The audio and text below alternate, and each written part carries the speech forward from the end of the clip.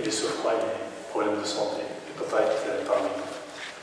Et au nom de M. Sama, le président de l'association des anciens mineurs marocains dans le Pas-de-Calais, M. Abdellah Sama et les membres du conseil d'administration et de son équipe de salariés,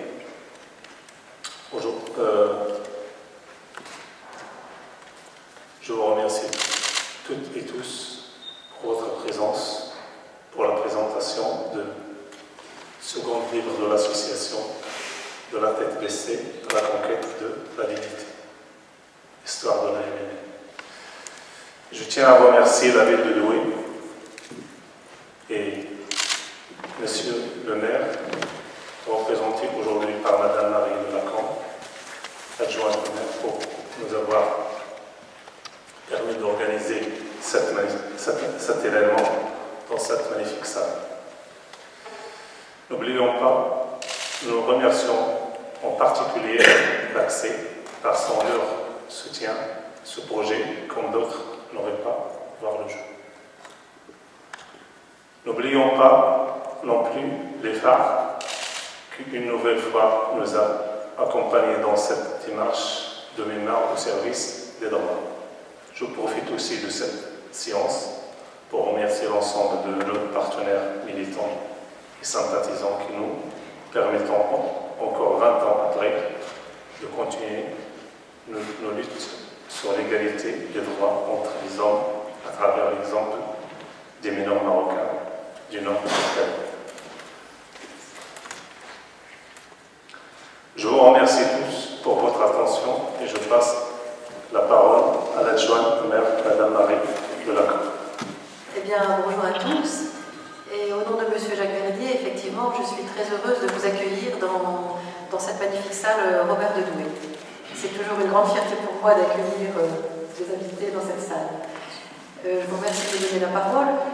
Je ne vais pas parler très longtemps, mais simplement dire à quel point je suis toujours très touchée de participer à des réunions avec les mineurs marocains. J'ai eu la joie de participer à Niche, à la remise de médailles de monsieur Samat. Je suis également allée à Oisier participer à votre assemblée générale et la pièce de théâtre. Et je suis très heureuse d'être ici ce soir pour la présentation de ce livre, de la tête baissée à la conquête de la dignité. Et le mot vraiment que je retiens, c'est le mot dignité. Et je remercie profondément je vous remercie profondément de défendre jour après jour les droits de vos parents et de vous ici. Vous êtes venus du Maroc, de la chaleur du Maroc, vous êtes venus dans le froid du nord de la France, au fond de l'autonomie, dans un travail qui est dur, qui est dans la poussière, dans la chaleur, et en même temps, vous avez participé à cette lutte pour la dignité de chaque homme, et vraiment, je vous en remercie infiniment. Voilà. Donc, un mot à retenir, le mot dignité. Merci à vous. Je vais vous inviter en tout cas là à regarder un documentaire qui est de Louisette en fait Farino, qui est sur le carreau. Et souvent ces projets visent un peu à remettre des nouveaux livres dans des bibliothèques qui vont parfois être oubliés, peut-être des projets qui parfois nous rappellent une certaine nostalgie du passé, ou en tout cas qui ont pour but de regarder un passé, mais de le laisser refroidir dans les mémoires et de regarder les injustices du passé et les laisser sur le seuil de la porte. Or, là où est originale la démarche de la MMN, c'est qu'ils nous disent que cette mémoire et cette histoire doit nous parler de ce qui s'est passé hier, mais que ce passé continue à peser fortement encore aujourd'hui. Les injustices d'hier ne sont pas rétablies, d'une part, mais aussi ces injustices se poursuivent aujourd'hui. Le travail de l'association des mineurs marocains, ils l'ont appelé la mémoire au service du droit. Donc c'est une mémoire qui doit être effectivement vivante, pour comprendre ce qui nous est arrivé, comprendre ce qui nous arrive encore aujourd'hui. Et cette mémoire doit être au service des luttes et des combats aujourd'hui pour changer ces injustices, ces discriminations et ces inégalités. Donc ça paraissait important de rappeler cette démarche-là. La deuxième, c'est que l'association des mineurs marocains comble un vide dans ce pays, qui est la place qu'on accorde à une histoire populaire qui est oubliée.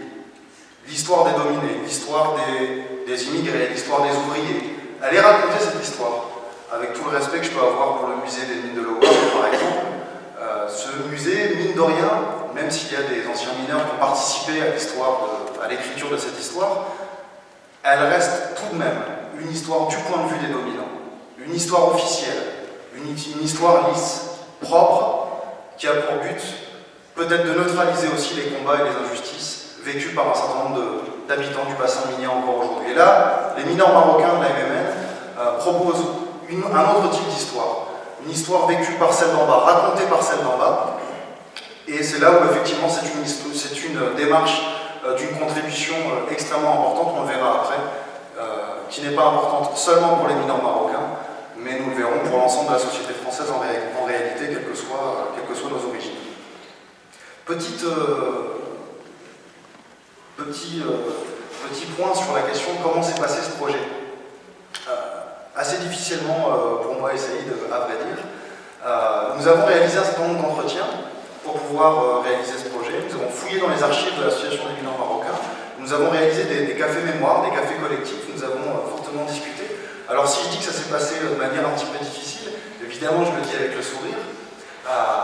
Ça s'est très bien passé, c'était un travail fort agréable, mais difficile dans le sens où les mineurs marocains étaient en permanence d'une exigence de vouloir contrôler ce qui sera produit. Non, une fois de plus, cette histoire-là ne sera pas volée. Elle ne sera pas déformée, mais bien le point de vue des mineurs marocains pour raconter leur histoire. Alors on s'est fait malmener parfois, à chaque fois tirer les oreilles pour réécrire un petit peu certaines parties du livre, changer tel ou tel mot, mais je le dis en souriant, mais c'est extrêmement important parce qu'au jour d'aujourd'hui, l'histoire qui est écrite sur nos vies, sur nos parents, est une histoire déformée qui ne correspond pas à ce qu'ont vécu réellement les personnes. Un autre point que je voudrais souligner maintenant, c'est sur l'histoire de comment finalement on devient des combattants pour la justice et pour la dignité. Les mineurs marocains nous racontent à travers ce travail que non, on ne naît pas un super combattant, on ne naît pas un militant avec une flamme pour se défendre. Non, au début peut-être qu'on subit nos conditions de vie au quotidien et qu'il faut d'une part des injustices vécues pour qu'on commence à être obligé et contraint de devoir dire non, je refuse. Mais aussi qu'il faut avoir la possibilité pour pouvoir se mettre debout et résister. Et là, c'est là aussi où l'histoire des mineurs marocains est un enseignement bien plus collectif. C'est qu'on voit à quel point tout était organisé pour que les mineurs marocains ne puissent pas défendre leurs droits, ne puissent pas accéder à l'égalité, ne puissent pas accéder à la dignité. Il y avait une véritable organisation pour empêcher effectivement à ce que cet accès à l'égalité soit concret. Alors on l'a vu, c'était dans l'organisation des baraquements, la coupure avec les autres mineurs de fond, l'impossibilité de pouvoir dialoguer avec les syndicalistes, la traque aux mineurs marocains qui levaient la tête et parlaient tranquillement. On a vu les premières expulsions au début avec les contrats courts. Voilà, en tout cas, je ne vais pas rentrer dans les détails, peut-être Saïd rapportera quelques compléments là-dessus. Mais en tout cas, ce qui est un enseignement plus général, dans une époque où aujourd'hui, beaucoup de personnes ont l'impression qu'on ne peut pas changer la société dans laquelle on vit. Les mineurs marocains ont montré que même lorsque excusez-moi, j'emploie les termes-là, lorsque les puissants usent de beaucoup de stratégies pour nous maintenir à genoux, les mineurs marocains ont montré avec une force de détermination et une détermination collective de pouvoir réussir tout de même à se mettre en mouvement, s'organiser collectivement pour faire valoir les droits. Et c'est pas une petite chose que ça, nous avons absolument besoin aujourd'hui de relire cette histoire, notamment celle des mineurs marocains, pour toutes celles et tous ceux aujourd'hui qui pensent qu'on ne peut pas changer la société. Il y a des enseignements qui sont, de mon point de vue, d'intérêt général et d'intérêt collectif. Juste peut-être le dernier point sur lequel je voudrais insister, cette histoire des mineurs marocains, on pourrait avoir l'impression qu'elle ne concernerait peut-être que l'immigration marocaine, peut-être que les mineurs marocains. Or, ce qui est intéressant, c'est qu'il y a, de mon point de vue, une véritable volonté en tout cas d'effacement de cette histoire et de cette mémoire-là. C'est-à-dire que si les mineurs marocains n'écrivent pas eux-mêmes leur histoire, personne ne l'écrira pour eux, et elle passera aux oubliettes assez rapidement. Je pense que beaucoup de jeunes, là, excusez-moi, je remets en scène un petit peu ma génération qui, en tout cas, qui n'a pas pu bénéficier de cette transmission d'histoire. Il y a des portes qui ont été fermées et qui font que nos générations à nous aujourd'hui ne se rendent pas toujours compte qu'un certain nombre de droits que nous avons, de ce qu'on appelle les acquis sociaux, ont été réalisés par des conquêtes des anciens et que ces droits n'ont jamais été donnés généreusement ni par le patronat, ni par les houillères, ni par l'État français, ni par l'État marocain. Tous ce qu'on appelle les acquis sociaux sont en réalité des conquêtes sociales. Ils nous ont été transmis du fait de combats menés par les anciens. Et ça, aujourd'hui, nous avons besoin de le savoir, connaître l'histoire des anciens, savoir ce qu'ils ont fait et comment ils s'y sont pris pour pouvoir arracher ces conquêtes-là, pour que nous puissions, nous, aujourd'hui aussi, préparer, lutter contre les injustices d'aujourd'hui, mais aussi préparer le travail de demain pour nos enfants et nos petits-enfants. C'est dans ce sens-là où je pensais qu'il y a une histoire qui est effectivement d'intérêt général et d'intérêt collectif.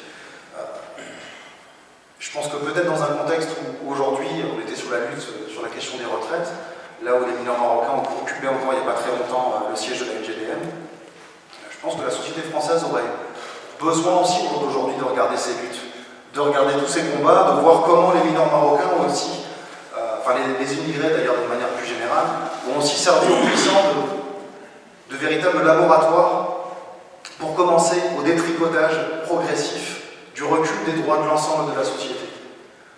Peut-être qu'effectivement on pourrait y regarder de plus près, de voir ce qui a été fait spécifiquement aux mineurs marocains. Eh bien la réforme des retraites, là aujourd'hui, n'est autre qu'un révélateur de ce traitement. Je ne sais pas si je suis très clair sur cette idée, mais que l'injustice faite aux mineurs marocains, certains n'ont peut-être pas bougé à l'époque, quand les mineurs marocains l'ont pointé et l'ont souligné, et finalement le traitement qui a été fait aux mineurs marocains, quelque part maintenant c'est l'ensemble de la société française qui commence à être traitée comme des mineurs marocains. Et je pense qu'il faut qu'on ait bien en conscience cette chose-là pour qu'aussi l'ensemble de la société française se rende compte que quand les mineurs marocains se mettent debout pour défendre leurs droits, finalement c'est l'ensemble des droits de l'ensemble de la société française qui est en jeu au jour d'aujourd'hui. Bien, moi je voudrais commencer par vous demander d'avoir une petite pensée pour tous les absents. Parce que lorsqu'on a sorti le premier livre, puisqu'on est maintenant sur un second livre, le premier livre décrivait les conditions d'arrivée en France des mineurs marocains et les conditions de logement qu'ils avaient eues. On avait une salle qui regroupait plusieurs dizaines de personnes. Et quand je suis arrivé tout à l'heure et que je demandais des nouvelles d'un tel ou d'un tel, je disais, mais où est M. Samat? Ah ben il est souffrant, il ne peut pas être là. Et un tel, ah ben il est souffrant, il ne peut pas être là. Et j'étais assez bousculé sur le nombre de personnes qu'on m'a dit souffrantes et qui ne pouvaient pas être là aujourd'hui. Et c'est très en lien avec cette histoire qu'on a tenté de raconter.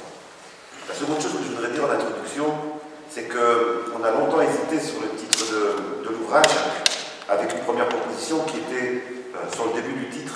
On était assez d'accord qu'il était de la tête baissée, mais sur la suite, on avait pensé initialement à la tête baissée au point levé, parce que c'était pour montrer la dimension de lutte. Et les mineurs marocains ont beaucoup insisté sur cette notion de dignité. Ils ont l'impression que leur combat leur avait permis de se remettre debout, leur avait permis de ne plus être considérés comme des sous-hommes, parce que l'histoire de cette communauté marocaine, c'est bien d'avoir été traité par les houillères comme des sous-hommes pendant une partie de leur vie.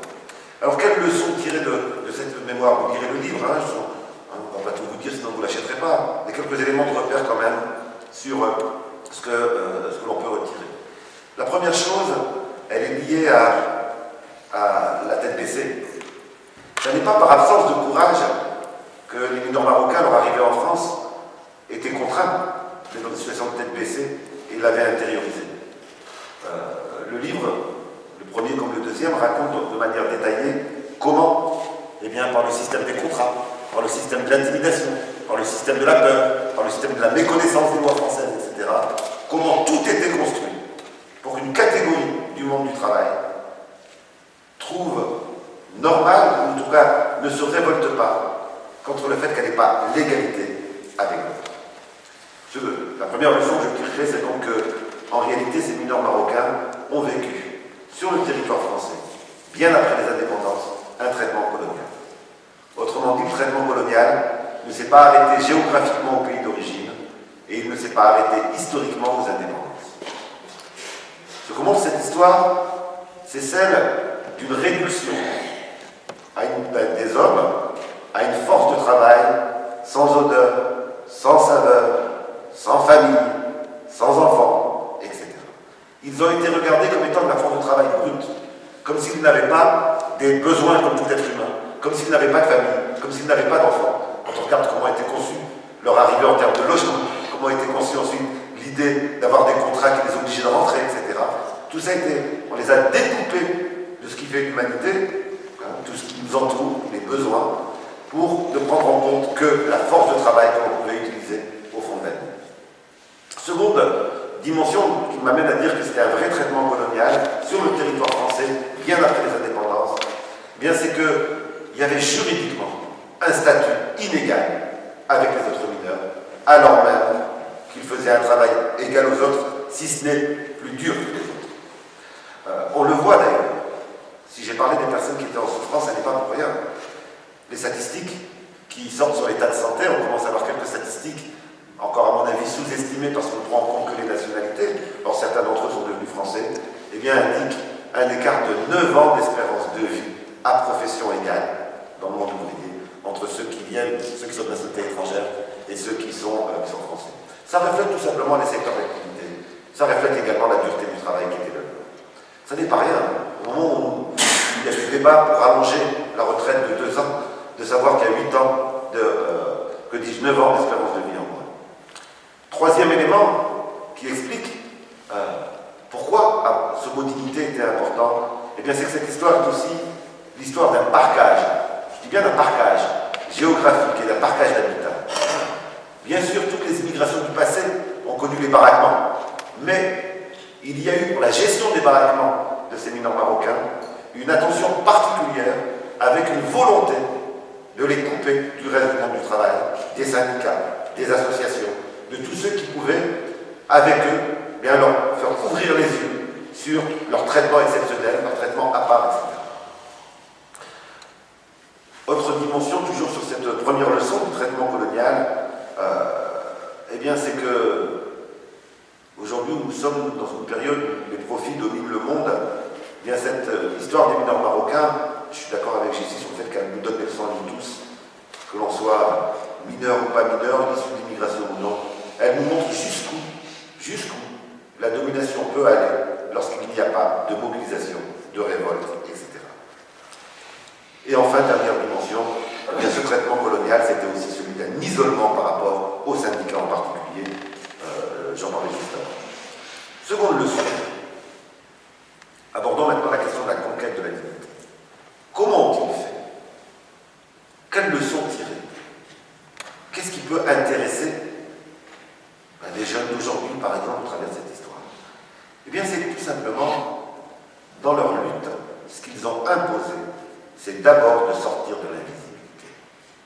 La force de la MMN, et auparavant du collectif des mineurs marocains, avant que la MMN soit constitué collectif syndical marocain, ça a été d'imposer leur visibilité. Visibilité par la lutte au moment des grèves, on l'a vu dans le film.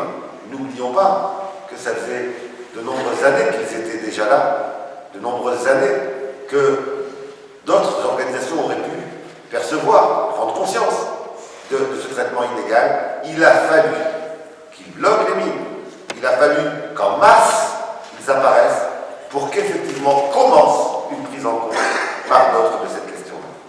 Donc première visibilité, visibilité par les luttes.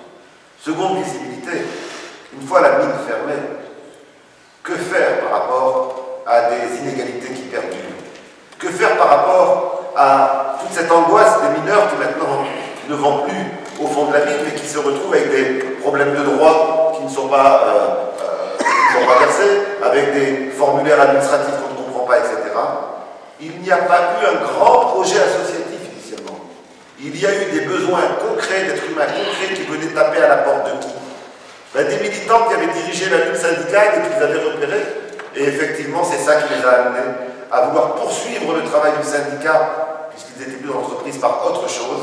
Et donc, on n'a pas un rêve associatif on a le besoin d'une association militante qui se constitue après le vide de la sortie de la ligne. Donc visibilité de l'association également. Troisième visibilité, la visibilité des militants. Il n'y a pas de lutte de ce type-là sans à la fois une mobilisation collective et aussi un certain nombre d'acteurs, on a voulu leur rendre hommage dans le livre, d'acteurs, d'individus, qui ont pris sur eux, sur leur vie familiale, sur leur temps, pour se mettre au service d'un collectif de dominés. Ces personnes, vous les connaissez, il y en a certains autour de la table, il y a M. Samat qui n'est pas là, etc., qui à certains moments apparaissent véritablement comme des missionnaires, qui passent leur temps sur les routes, dans les écoles, dans les réunions avec les syndicats, les associations, dans les réunions à la préfecture, etc. Et donc on a, en plus de la mobilisation collective, aussi un certain nombre de personnes qui ont payé de leur temps, payé de leur famille, payé alors qu'ils avaient besoin de se reposer à ce moment-là. Parfois on a l'impression d'avoir de véritables missionnaires, ou même ça m'a fait penser aux premiers militants syndicaux, quand les syndicats étaient interdits et où on les voyait aller recruter un par un, etc. Eh bien on a ce type de personnes. Quatrième dimension qui me semble essentielle, bien la visibilité pour les enfants. Je peux vous assurer que les moments les plus émotifs qu'on a pu avoir, c'est lorsqu'on a pu croiser un certain nombre de vos enfants et qui nous disaient, mais j'y reviendrai juste après, en particulier en parlant de toi, Macha, de ces enfants qui nous disaient, mais pourquoi nos parents ne nous ont pas raconté ça? Ça n'est pas étonnant, on peut comprendre pourquoi des parents n'ont pas envie de raconter ces dimensions. On a envie de laisser nos enfants tranquilles, on a envie de les laisser grandir sans le souvenir de cette dimension-là. Et pourtant, ils l'ont fait, puisqu'il y a des traces en termes de livres, donc c'est bien pour transmettre, ils l'ont fait, bien tout simplement, comme l'avait dit Jessie tout à l'heure, parce que les inégalités contre lesquelles ils se sont battus sont loin d'être terminées. Ça sera la deuxième partie du débat, Ali en parlera plus dans le détail sur la situation actuelle. On est loin d'avoir acquis l'égalité. Ils ont conquis la dignité, ils n'ont pas encore conquis l'égalité. Et ça nous interpelle tous, on est en 2010, sur le fait qu'encore aujourd'hui, après une vie au fond de la mine, qui, je vous rappelle, était considérée avec la sidérurgie comme le nerf de l'industrialisation.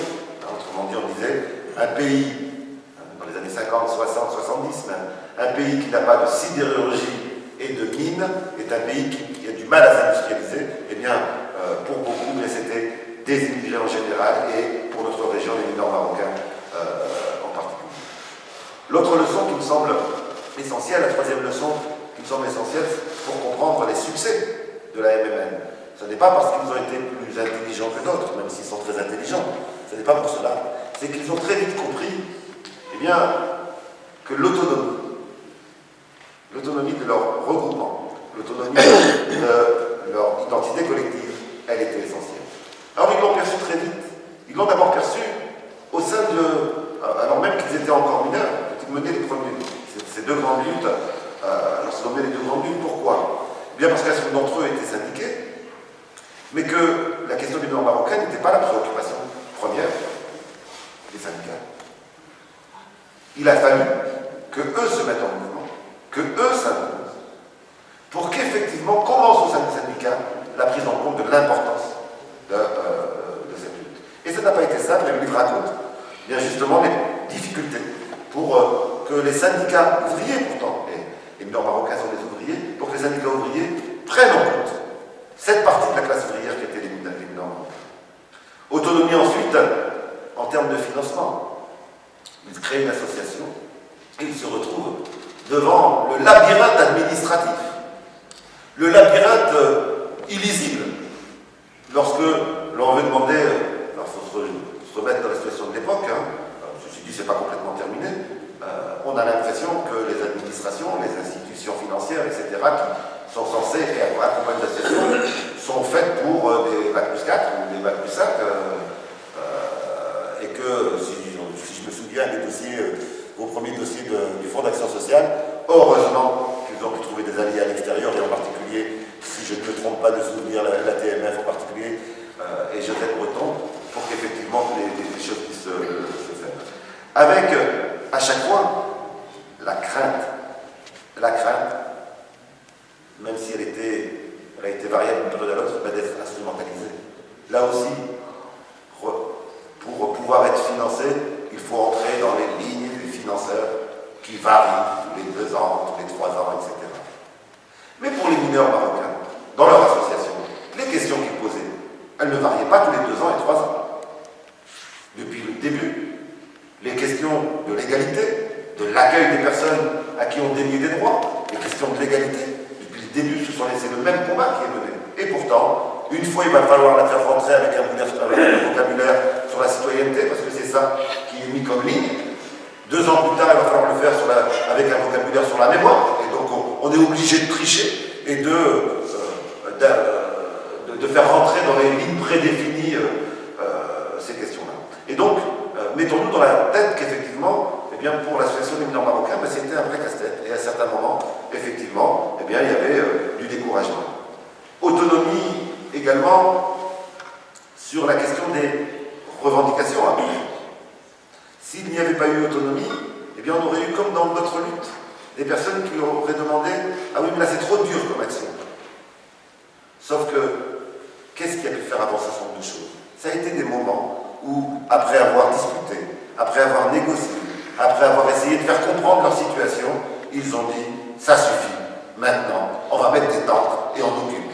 Maintenant, on va dire ça suffit. » Or, s'il n'y a pas autonomie, vous aurez toujours quelqu'un qui va vous dire « Mais non, c'est pas la bonne méthode, mais non, c'est pas maintenant, attendez, on va faire une démarche, etc. » Là, cette autonomie a été essentielle. L'ordre des priorités a été sauvegardé par les mineurs marocains parce qu'ils avaient l'autonomie de leur association.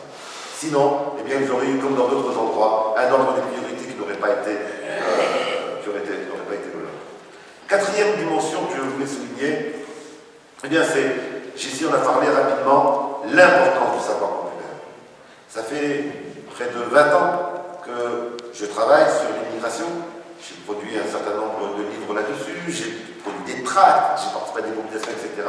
Je pensais connaître la situation des mineurs marocains. C'était d'ailleurs un engagement de jeunesse, je ne sais pas si vous vous souvenez, très jeune, dans la première grève, ça m'a fait tout drôle de retravailler avec vous. Mais dans le travail qu'on a eu sur ce livre, eh bien, je me suis aperçu qu'il y avait plein de choses que je ne connaissais pas. Par exemple, pourquoi ne se sont-ils pas révoltés plus tôt? Voilà une question que plein de gens ont posée. Eh bien, si on ne part pas du savoir des premiers concernés, on ne peut pas le comprendre. Si on ne se resitue pas dans ce que c'était que la vie des mineurs marocains, avec ses contraintes, ses peurs, ses pressions, ses contrôles, etc. de l'époque, eh bien, on ne peut pas comprendre et on risque d'avoir des conclusions qui sont complètement erronées. Des conclusions sur, oui, il n'y avait pas de leader, etc. C'était pas ça.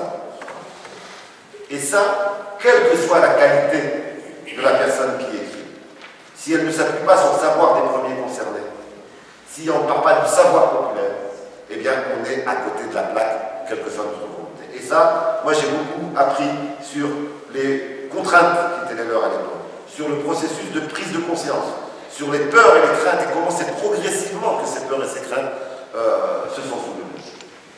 Alors, ça nous interroge d'ailleurs sur le peu de travaux, sur, permettez-moi d'élargir un tout petit peu, sur les mémoires des luttes dans l'immigration, parce que pour moi, c'est un modèle que le travail qu'a mené la MMN. Je pense qu'il y a 2 conditions pour que cette mémoire puisse s'écrire, et que pour la MMN, elles étaient réunies, elles ne sont pas réunies partout. Une première condition, ne nous mentons pas, ça aussi, ces livres sont sortis aussi parce qu'on s'est rencontrés, c'est aussi l'histoire de nos rencontres. La première condition, c'est que des personnes qui ont la chance dans leur trajectoire d'avoir eu accès à l'écriture, d'avoir eu accès au savoir, acceptent, comprennent de se mettre au service d'un collectif qui, lui, n'a pas accès à cette écriture. Autrement dit, pour aller pour vos soirées mondaines, comme disait Gramsci, un grand auteur, il faut des intellectuels organiques du monde populaire. Les dominants ont leurs intellectuels qui les servent. Où sont les intellectuels organiques du monde populaire? Eh bien, c'est sans doute, en tout cas, c'est une des conditions. Et la seconde condition, la plus importante, c'est que le collectif qui travaille avec ces intellectuels, eh bien, ce collectif maintienne la vigilance pour que ce qui est produit soit bien leur histoire et non pas les délits de l'intellectuel qui écrit ou le point de vue de l'intellectuel qui écrit, si on veut être gentil. Et juste pour illustrer ce que disait Jessie tout à l'heure, quelques exemples. Moi, je suis d'accord avec Jessie, je n'ai jamais vécu un livre qui a été aussi prenant en termes d'écriture m'avez fait souffrir, vous nous avez fait souffrir beaucoup. J'ai donné deux exemples. Premier exemple, la TMF. La TMF, en réalité, en termes d'histoire, si vous voulez mon point de vue, je pense que l'histoire de l'AMMN et l'histoire de la TMF sont indissociables. Je pense que si on devait laisser une trace pour des générations futures, c'est de dire comment la rencontre de nouveaux militants et de militants déjà formés politiquement, syndicalement, etc., comment ça permet de consolider une lutte. Et donc, mais alors, comment parler de la TMF au sein du livre sur l'histoire de la MMN, l'histoire du Nord marocain?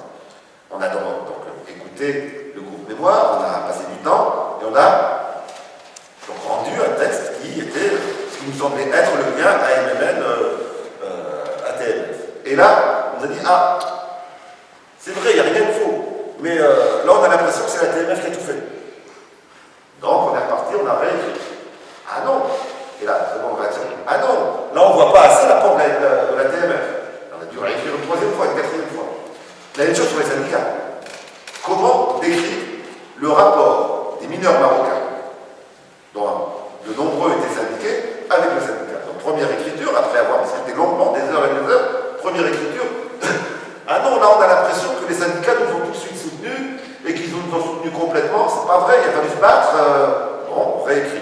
Ah oui, mais non, là non, on a l'impression qu'on est contre les syndicats. Non, non, non, c'est pas ça, les syndicats nous ont quand même aidés. Et en réalité, eh bien, on voit bien là que si on veut que ce soit une vraie histoire telle qu'elle a été, une vraie mémoire des luttes, et qu'on ne défend pas le propos des premiers concernés, oui, eh bien, il doit y avoir du contrôle. C'est la vigilance sur ce qui s'écrit. Et je peux vous assurer qu'à certains moments, ils ont été vraiment embêtants, c'était les mots. Ah non, ce mot-là, etc., à la virgule près. Mais en réalité, on est content parce qu'on a réussi et c'était pas facile. Dernière dimension que je voulais souligner, avant de vous laisser la parole, parce qu'après tout, c'est d'abord vous.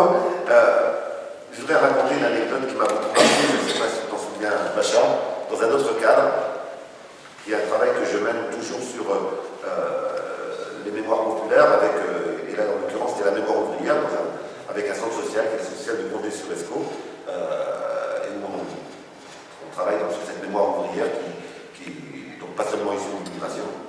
Et je ne sais pas si vous vous souvenez de cette discussion entre deux, trois jeunes filles qui étaient enfants mineurs marocains, dont ta fille, je crois, et toi, et que j'ai des images, hein, donc on les diffusera, et où il y a quelque chose de très beau qui se passe à la je crois que c'est ta fille, avec ta fille, et qui te dit mais pourquoi tu ne m'as pas plus raconté, toi tu lui expliques pourquoi tu n'as pas plus raconté, et pourquoi... et je pense qu'il faut entrer vraiment dans ce que c'est que ce lien père-enfant, avec tout l'amour qu'il y a derrière, mais aussi toute la difficulté de transmettre, parce qu'on a envie qu'ils soient tranquilles, on a envie qu'enfin l'égalité nous amène à ne plus parler de ça, on a envie de les laisser tranquilles avec ça. Et là, en même temps, là, il y avait quelque chose qui passait de très fort. Je ne sais pas si vous vous souvenez, je me suis toujours dit que j'allais te montrer les images, parce que si vous regardez vos yeux et ce qui passe à ce moment-là, c'est vraiment quelque chose de très fort. Alors je terminerai en soulignant tout simplement que le grand apport de ce qu'ont fait les mineurs marocains au travers de ces deux livres, c'est pas seulement pour vous, même si c'est d'abord pour vous, c'est pas seulement pour vous. Je pense que nous sommes dans une période où nous avons vraiment besoin que les anciens qui ont mené des combats puissent dire aux nouvelles générations pourquoi ils se sont battus, comment ils se sont battus et les obstacles qu'ils ont rencontrés. Parce qu'en réalité, si vous regardez aujourd'hui des personnes qui n'ont rien à voir avec la situation qui était la vôtre dans les années où vous êtes arrivés, en réalité, les discriminations vécues par vos enfants, les inégalités de traitement, ce qui se passe aujourd'hui, des personnes âgées, ce qu'on appelle les Chibani, aujourd'hui, où les CAF leur enlèvent des allocations, leur demandent à la fin de leur vie, on leur demande encore avec des tracas administratifs, etc. Eh bien, ça indique tout simplement que, merci, ça nous donne des leçons, ça nous apprend aussi comment faire, et sans doute que des fleurs naîtront sur la base de vos combats. Merci.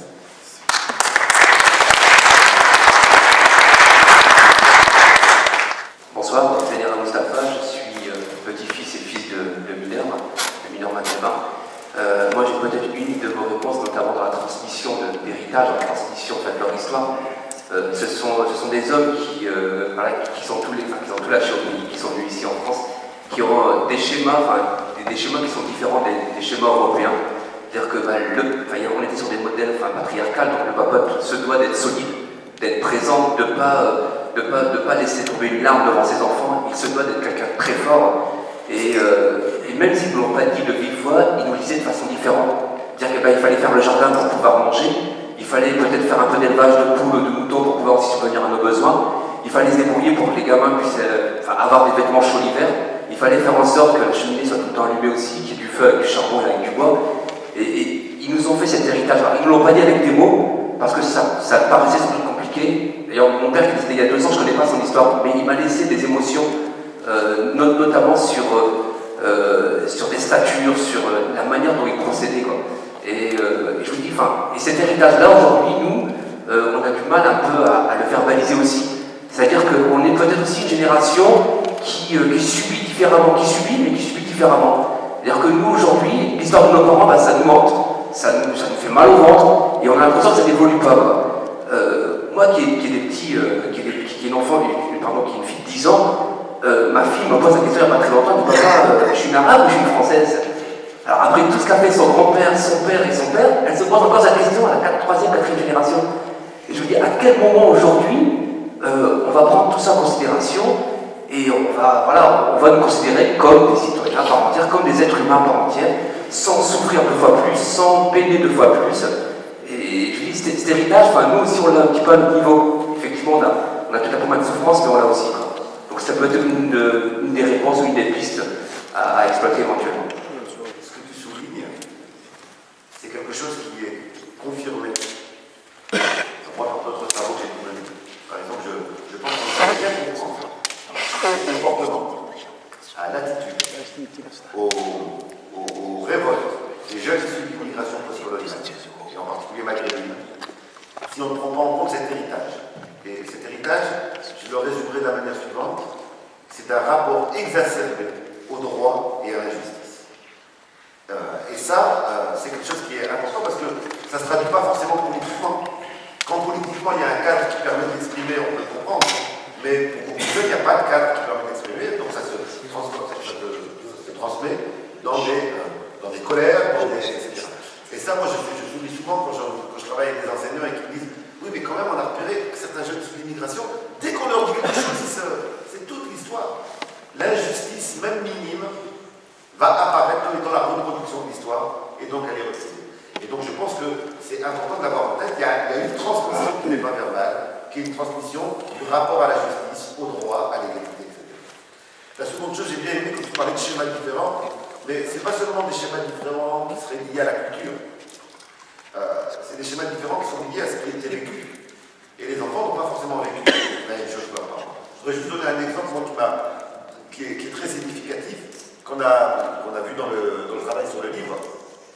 Lorsqu'arrivent les premières subventions à l'école, ça y est, après pas savoir comment remplir les dossiers, etc., ça y est, il y a une institution, ce que le FAS, pour l'action sociale, qui donne une subvention.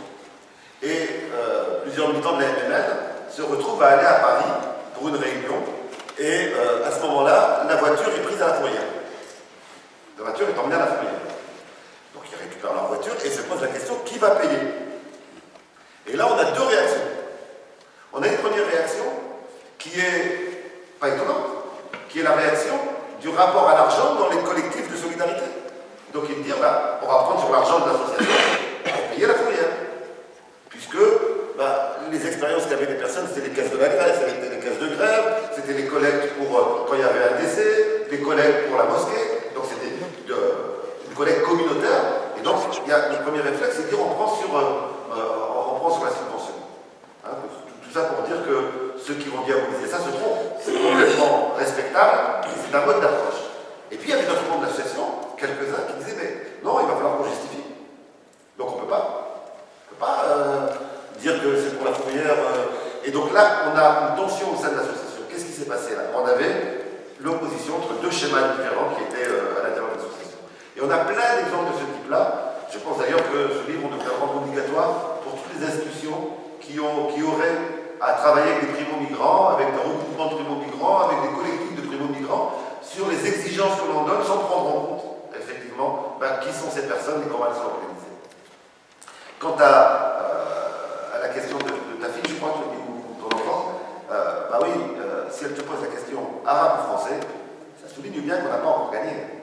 Parce que ce qui était posé aux mineurs marocains à l'époque, c'était que, bien qu'étant travailleurs, ils n'étaient pas considérés comme travailleurs comme les autres. Tant qu'on ne pourra pas dire travailleurs marocains membres du monde ouvrier français, ou qu'on ne pourra pas dire arabe et français, eh bien, il y aura un problème. C'est que, justement, la question n'est pas encore prise en compte. Et donc ta fille, ton enfant, malheureusement, est un révélateur. Elle n'a pas entièrement tort. C'est pas parce qu'elle n'est pas française qu'elle dit ça. C'est parce qu'encore aujourd'hui, compte tenu de ce débat, on a l'impression qu'on ne peut pas être arabe et français. Et ça choque effectivement très tôt les nouvelles générations. Lydie Bachar ou Lassane Azerwal, s'ils pouvaient nous témoigner un peu de la volonté ou comment farouchement ils ont voulu créer l'association par rapport en fait, à l'histoire, parce que ça, il y a aussi ça. Comment c'est venu, quoi. Comment, à un moment donné, vous avez dit, mince, on va passer, on va abandonner, on veut se structurer, être reconnu administrativement et auprès de la préfecture, automatiquement de la sous-préfecture. La création de notre association, c'était quelque chose. Qu'est-ce que je vais vous dire? On était dans une lutte pour licenciement. On a tout à venir. On voulait en aller après 15 enfants gamines, on a tout perdu. Les enfants commencent à grandir et posent des questions. Ils n'ont rien leur dire pour ne pas les embêter dans leur éducation. Et on va être licenciés le lendemain. Les enfants ne savent rien. Et après cette grève-là, il y avait le plan social. Pour créer cette association, on était obligé de se rassembler, on était collectif au sein du syndicat. Le syndicat, le délégué a eu sa retraite, il fonctionne moins par rapport à avant. Et les gens s'adressent directement chez nous, au domicile. Il vient à la maison, il vous pose des problèmes et on me dit c'est pas normal qu'on va toujours être dérangé. Il faut qu'on aura un local, quelque chose pour recevoir ces gens-là. Et de là, on s'est venu l'idée pour créer cette association, qu'on a déjà du mal à créer cette association parce qu'on a eu pas mal de perturbateurs au sein de l'association, de cette association pour la création, soit qu'il sera l'amicale qui nous met des bâtons dans les roues, soit le charbonnage de France qui ne veut pas qu'on crée cette association parce qu'ils savent que tous ces Marocains-là, il faut toujours un acte d'entraide avec le délégué. Et si ces gens-là s'adressent directement à nous, avec un peu d'expérience au sein du syndicat, ces gens-là, ils vont quand même arriver à réclamer leurs droits. Et de là, on a créé cette association-là avec difficulté et grâce, je vais dire, et je le répète encore, à la TMF qui nous a aidés pour se mettre debout. On a eu des menaces auprès de notre gouvernement marocain, si je veux dire le consulat et l'amical. On a eu des menaces. Même le syndicat ne veut pas de cette association. On dit franchement, ça les gêne. Pourquoi, je ne sais pas. On a posé la question plusieurs fois, on ne sait pas. Donc, la création de cette association, on a eu du mal pour la créer, et on arrive à la créer quand même, à cause de ça. Bonsoir, je ne suis pas un historien, je ne suis pas Saïd Lomama, mais je suis un mineur simple, comme un camarade de citoyen. Donc, merci aussi de tous ceux qui passent leur temps pour venir assister à cette manifestation. Parce qu'on a parlé de livre, la première livre, et le deuxième maintenant il vient de sortir, ça fait 20 ans que nous voit ici d'aller manifester, revendiquer nos droits des mineurs marocains. Pourquoi les mineurs marocains? Parce que c'est des mineurs jeunes, des mineurs qui n'ont pas assez de carrière. Leur carrière est bafouée, leur droit est bafoué.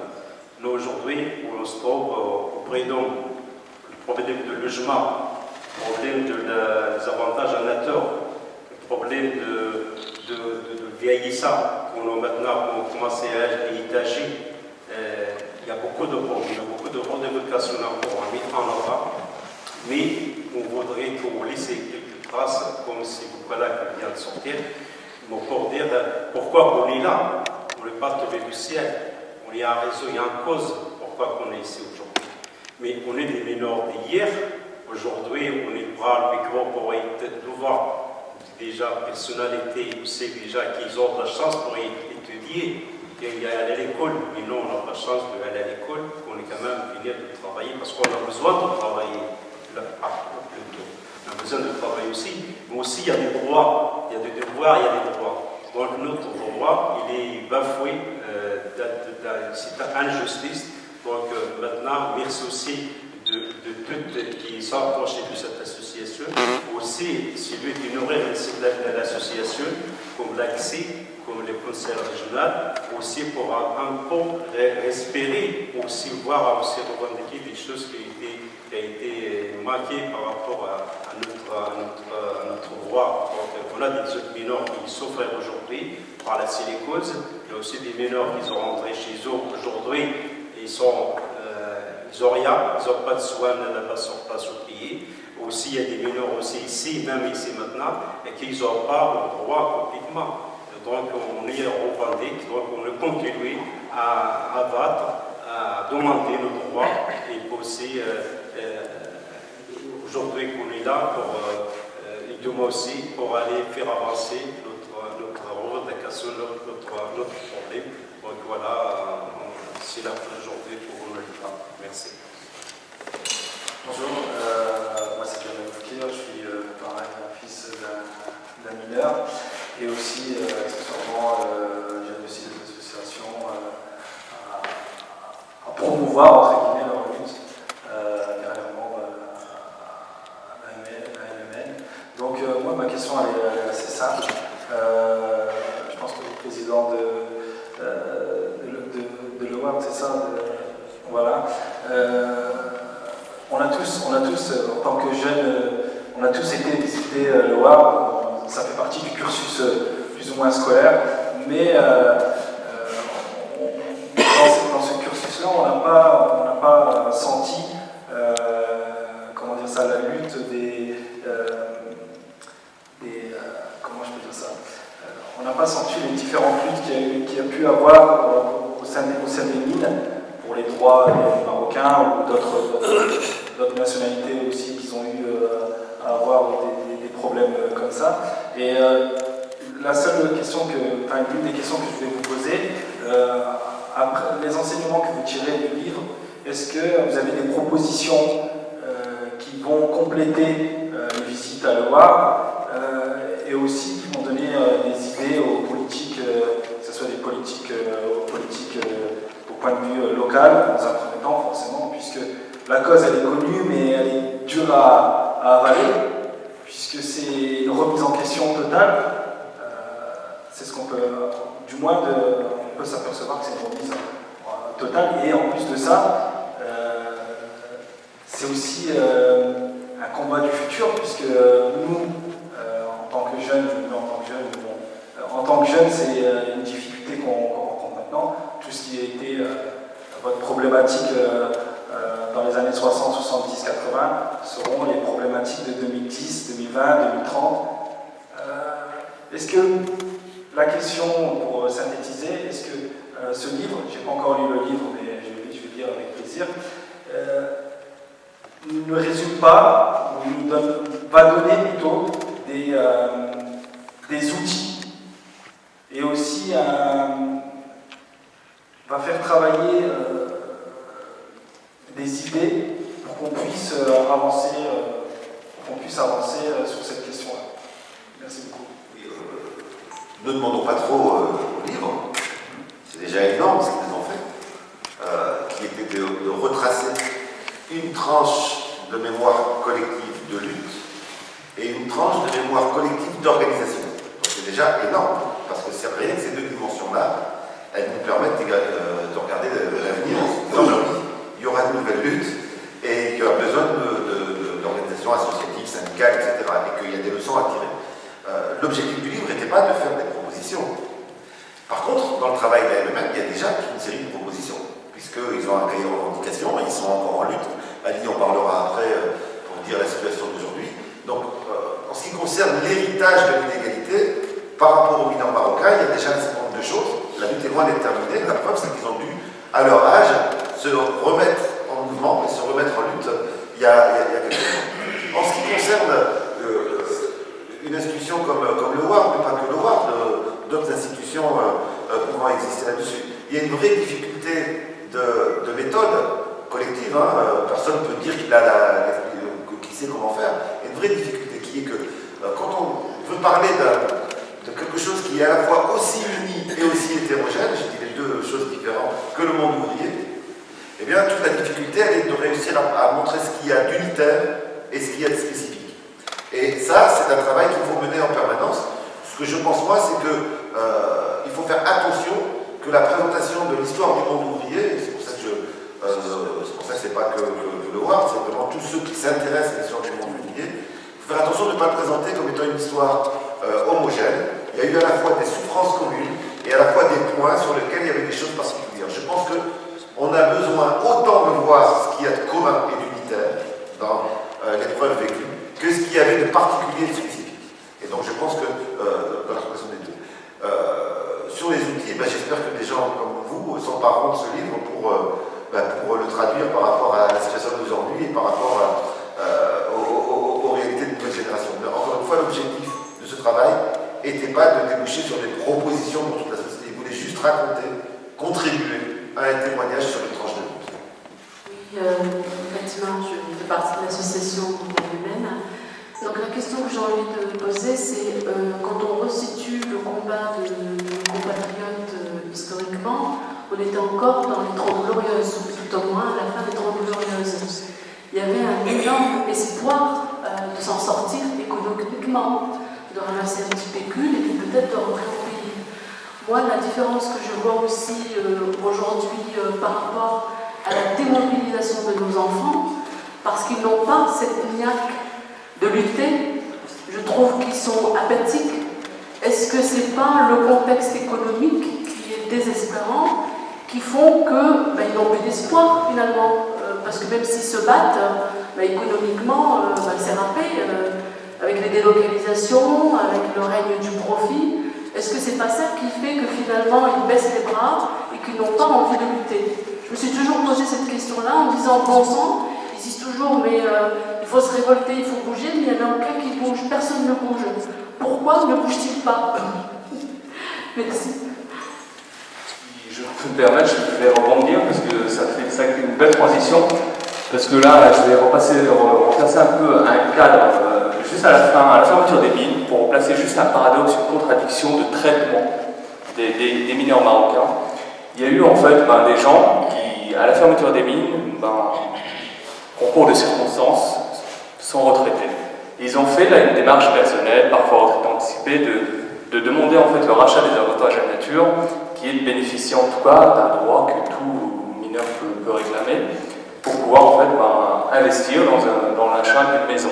Et beaucoup d'entre eux, de ces gens qui étaient en fin de carrière en tout cas, ont eu un refus catégorique à cause de leur nationalité. Donc il y a eu, pour ceux qui ont suivi un peu, il y a eu 10 dossiers qui ont été en tout cas dernièrement au prud'homme et ils ont eu en tout cas, je dirais, un jugement favorable. C'est pas le combat ne s'arrête pas, mais d'autres, à la même période, se sont retrouvés, parce qu'ils avaient 12 ans de fond, 13 ans, à avoir une proposition de reconversion ou une proposition, en tout cas, de retour définitif au pays. Et ces gens-là, malheureusement, pour certains, sont partis pour travailler ailleurs et on leur a, en tout cas, moi je dis ça déguisé, ou en tout cas une prime de licenciement où il était imputé en tout cas le rachat des avantages à la nature pour les mêmes mineurs marocains. Donc il y a eu un traitement pour ma part qui était inégal, parce que les mineurs ils étaient marocains, mais pour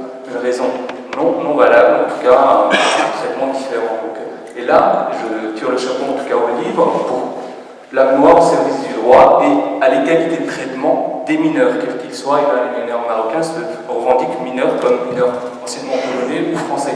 Et là, je remercie encore, ça a été fait, mais la TMF, qui est représentée par Ali Elbez aujourd'hui, qui a accompagné dernièrement en fait, des luttes, un collectif qui s'est réuni autour de la problématique. Comme la PS, les gens ne l'avaient plus, ils devaient payer, ceux qui ont perdu en tout cas leur droit au logement, ils ont dû payer un loyer de 390, 490 malheureusement, avec la reconversion, sont partis travailler 1 an et demi, 2 ans et demi, 3 ans. Ils n'ont pas une retraite complémentaire du privé avec cette DEMI, à se retrouver dans le gouffre au niveau financier, ne pas pouvoir assumer le loyer, plus leurs charges liées à la vie quotidienne et familiale. Et ça, il y a eu une manifestation, un mouvement. Et là, je remercie en tout cas 2 personnes c'est Brahim Edbobou et Selma El-Hashmi, qui sont peut-être là ces 2 personnes ont constitué le collectif, ils ont un peu tiré, et là, je remercie la TNF qui a accompagné ce collectif, je remercie la MMN qui a aussi accompagné, mais c'est des hommes et des femmes, parce que dans les manifestations que j'ai pu voir, et que vous pouvez voir aussi dans les photos, les enfants aussi, certains étaient là, parce que ça a touché le quotidien, le loyer qu'on n'arrive plus à payer. Donc je voulais passer la parole à Ali Elbaz sur cette transition. Merci, bonsoir, c'est Mario. C'est vrai que c'est une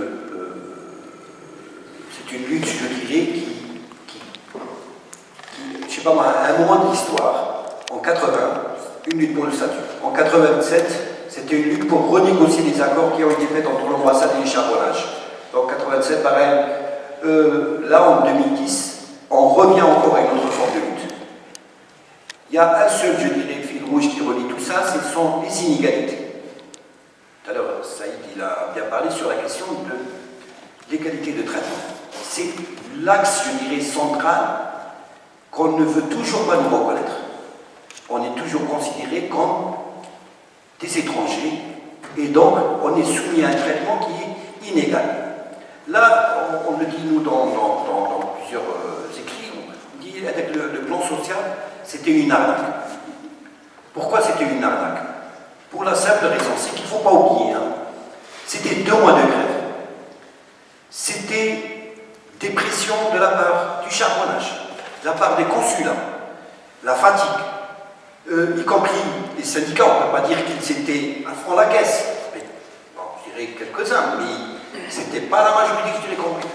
Et après la renégociation, on entendait, il faut savoir finir la guerre. Alors il y avait bien sûr, comme il l'a dit, globalement 3 catégories.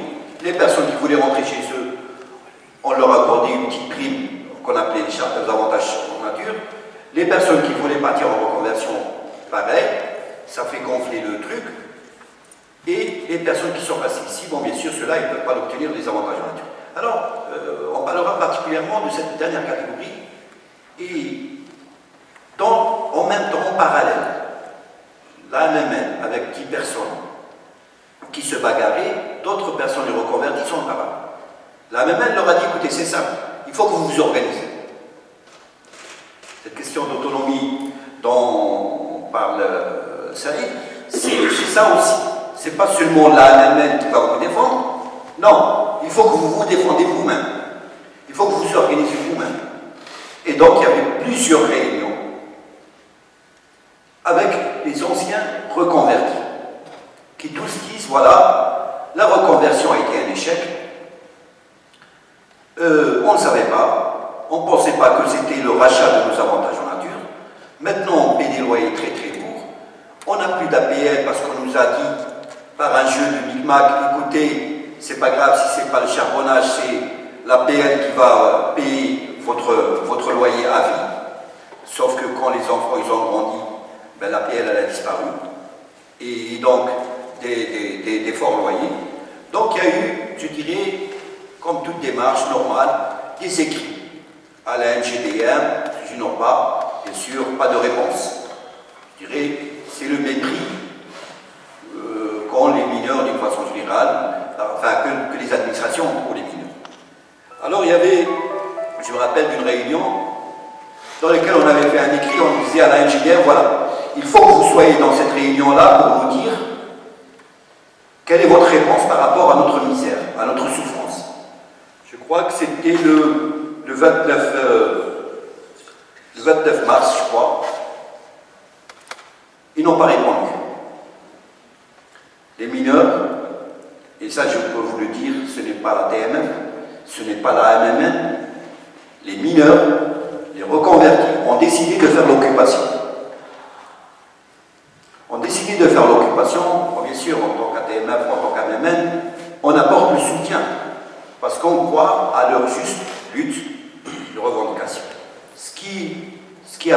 c'est que, d'abord l'auto-organisation de ces gens-là, donc avec une tente dans les locaux de la NGDM, une certaine solidarité, une certaine forme d'organisation aussi, je dirais y compris le côté convivial dans l'occupation, et bien sûr la sous-préfète qui menace, la NGDM qui menace, ils disent voilà, on ne vous rencontrera jamais si vous ne quittez pas les locaux.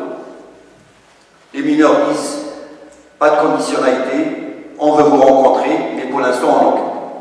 Bien sûr, le tribunal s'est mis aussi, donc il a donné un délai, il faut quitter immédiatement les locaux de la NGDM.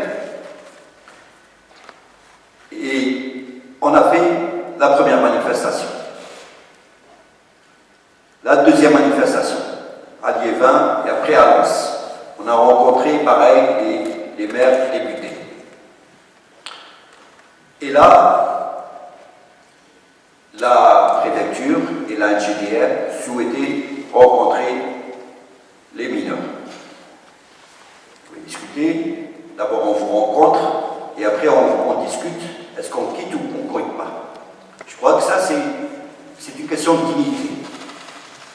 Ce n'est pas accepter la conditionnalité de la NGDM ou de la préfecture.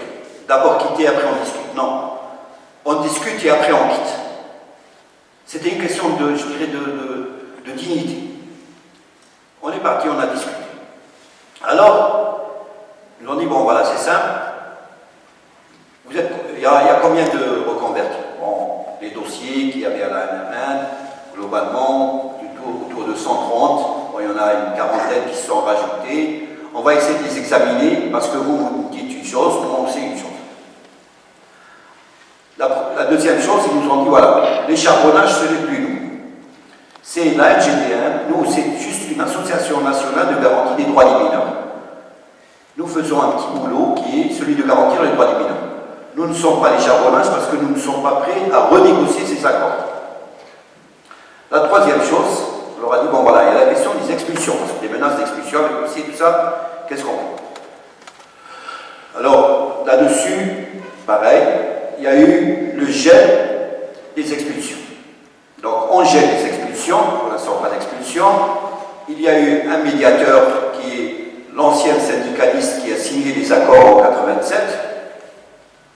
Et on avait la NGDM qui a appelé un directeur adjoint de Paris, et plus d'autres cadres ici, plus la sous-préfète. On s'est mis d'accord sur, je dirais, sur l'examen des dossiers.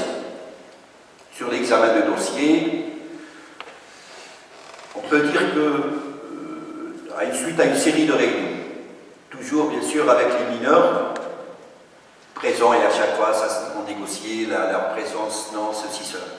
J'en passe, on est arrivé à la fin de mois de juin,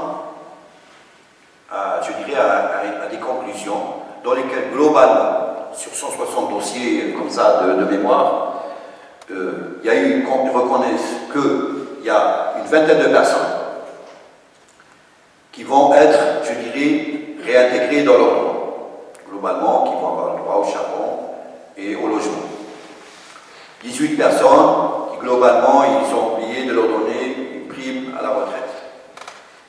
Il y a, sur les 8 personnes, pour l'instant, qui sont menacées d'expulsion directement. Il y aurait 2 personnes qui ne vont plus être menacées d'expulsion parce que, normalement, c'est l'échec et que la NGDM va les réintégrer.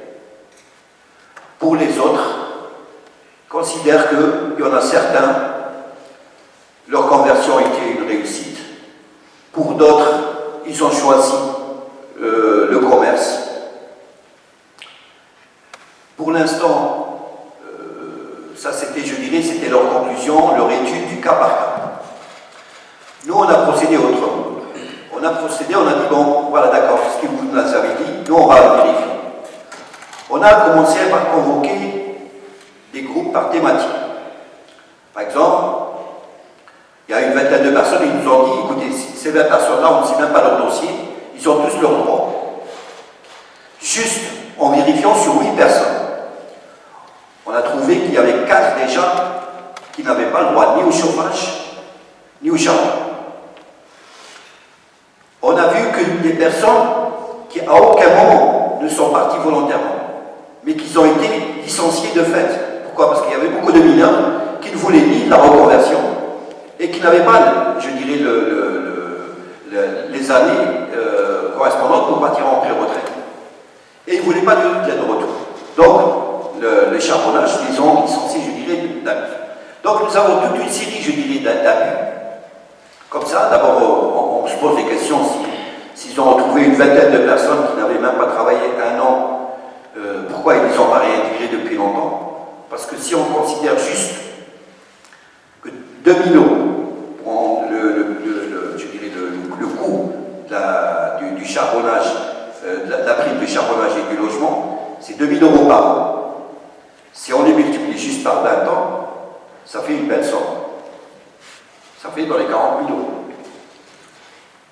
Je ne pense pas qu'ils vont nous accorder, mais en tous les cas, on va leur dire, écoutez, voilà, ces gens-là, vous les avez reconnus vous-même, vous n'avez pas fait votre travail. Je ne parle même pas des personnes sur lesquelles nous, on considère qu'ils ont le droit aussi. Donc là, pour que je ne puisse pas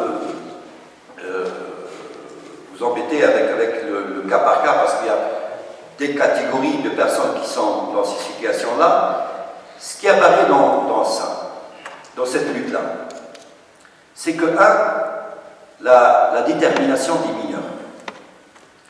Moi, personnellement, j'ai vécu les grèves de 87, et je me suis dit, peut-être que maintenant, ils ont vieilli.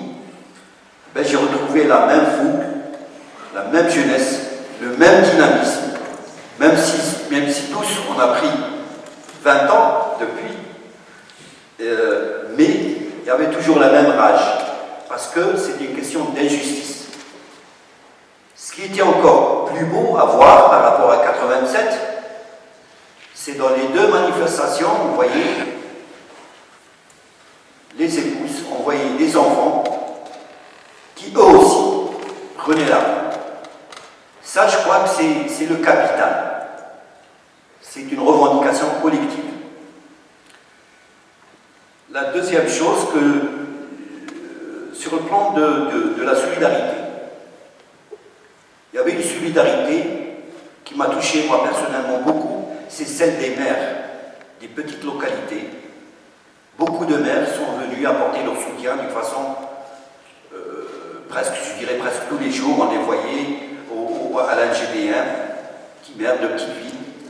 On a senti cette solidarité-là, locale, je dirais, des gens qui connaissent les mineurs qui habitent dans leur localité, à Méricourt ou à d'autres. Il y a la question de la médiatisation aussi. Je crois que le combat qu'ont mené les mineurs a connu aussi, je dirais, un écho médiatique qui reconnaît parce que c'est une injustice qui est criante. On n'a pas besoin de dire qu'ils sont précarisés, ils ont été maltraités, tout ça, je dirais, ça se voit, je dirais, dans la réalité. Alors il y a un paradoxe dans la solidarité, il n'y a pas eu de syndicat ouvrier. Ça, c'est le paradoxe de la solidarité. Normalement, c'est une lutte, c'est une faille, des carences du protocole d'accord qui concerne d'abord les syndicats, parce que ce sont eux qui l'ont négocié, dont les appareils. Toutes les organisations, je parle des organisations ouvrières, hein. On a eu, bien sûr, la solidarité, je dirais, morale, de la part de Sud Éducation, de la FSU, mais nous n'avons pas eu, dans le comité de soutien, nous n'avons pas eu ni la CGT, ni la CFDT, ni Force ouvrière, ni aucun syndicat. Ça, c'est le paradoxe de cette lutte-là, qui n'a jamais été accompagnée par ces syndicats-là. Alors, je crois que là, nous avons décidé aussi, sur les 6 personnes qui sont encore menacées d'expulsion, les mineurs considèrent qu'il ne peut pas y avoir d'expulsion. S'il y a une famille qui va être expulsée, les mineurs vont être présents, vont empêcher l'expulsion. Pour la simple raison, c'est qu'on dit que cette personne-là a été victime d'une escroquerie. C'est pas à lui de payer. Ça, c'est la première chose. La deuxième chose, on va essayer aussi de finir les 78 dossiers qui nous restent pour les confronter à ce que nous a dit la NGDM. La troisième chose, après, pour finir, je pense que, je ne sais pas, peut-être on aura du travail d'ici la fin de l'année, pareil, tous les membres du collectif de reconvertis, les 170 personnes, se réunissent.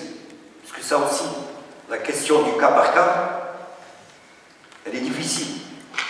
Pourquoi? Parce qu'ils vont te donner quelques, je sais pas moi, je dis n'importe quoi, 50% des cas. Et les 50% des autres, qu'est-ce que tu en fais? C'est pas évident. Donc il faut que le collectif des mineurs se réunisse encore et qu'on discute franchement. Et je crois que, comme ça a toujours été, je dirais, fait, c'est le collectif des mineurs qui choisira les modes d'action. N'importe lesquels. Sachez que la TNF et la MMN, j'en suis sûr et certain, ils vous soutiendront dans tout ce que vous allez faire. Et je crois que, pour finir, une chose qu'a dit Saïd, c'est la dignité. La dignité, je crois que vous l'avez gagnée. C'est hyper important. Vous l'avez gagnée. Maintenant, ce qu'il faut y gagner, c'est l'égalité des droits. Et ça, c'est une seconde partie. Je vous remercie.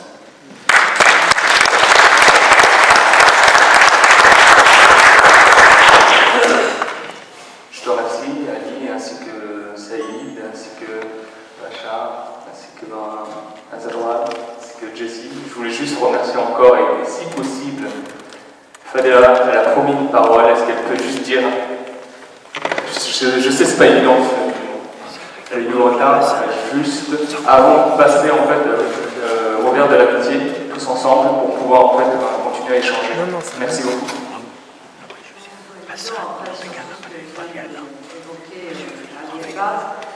Peut-être vous dire justement que terminer comme ça, c'est pas terminé, puisque c'est redire l'actualité du combat des mineurs et l'actualité qui continue vraiment.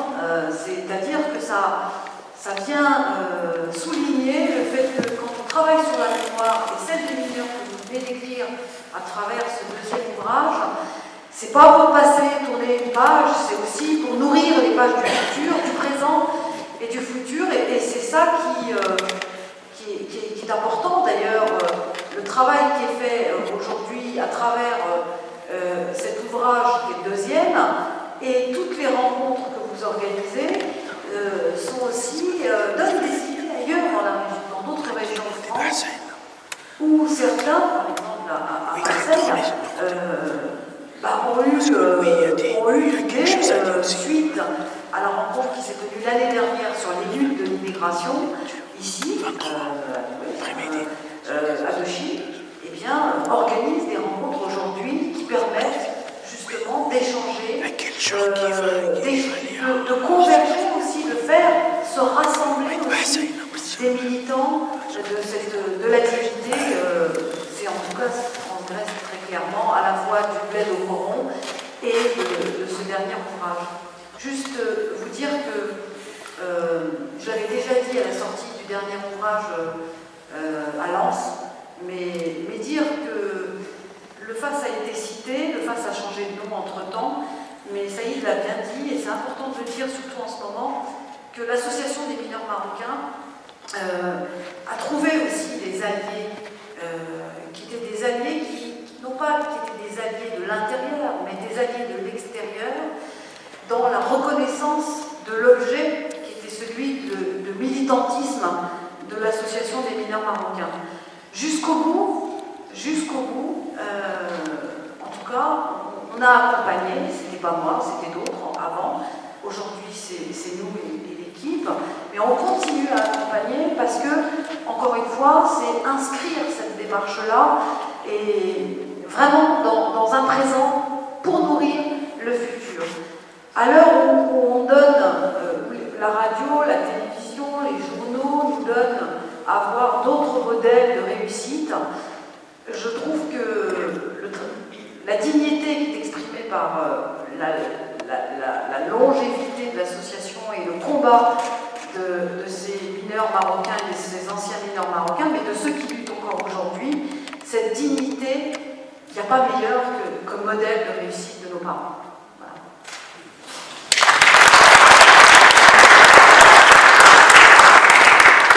Je vous remercie tous et toutes de votre participation. Je vous vous invite tout simplement à partager ensemble un verre de l'amitié et quelques pâtisseries. Et je dirais, l'association, elle continue ses luttes. Et là, prochainement, là, on a déjà commencé un ouvrage qui est une fiction, un roman pour les enfants, pour les jeunes, pour pouvoir aussi parler des histoires des mineurs, pour toujours faire ce travail de mémoire au service du droit et pour lutter contre toutes les